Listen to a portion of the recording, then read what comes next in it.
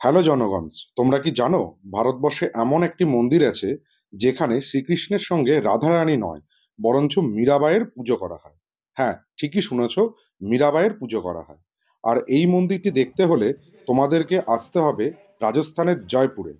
জয়পুরের amber fort বা আমেরে তৈরি হয়েছে এই মন্দির। এই মন্দিরের নাম জাগত শিরোমণি টেম্পল।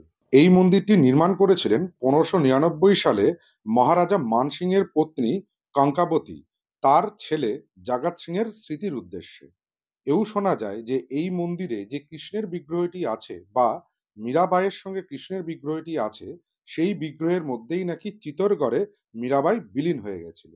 তো নেক্সট টাইম তোমরা রাজস্থান ঘুরতে আসলে অবশ্যই এই মন্দিরটিকে ভিজিট করো, কারণ এটি ভারতবর্ষ তথা পৃথিবীর একমাত্র মন্দির যেখানে শ্রীকৃষ্ণের সঙ্গে মীরাবাইকে পুজো করা হয়।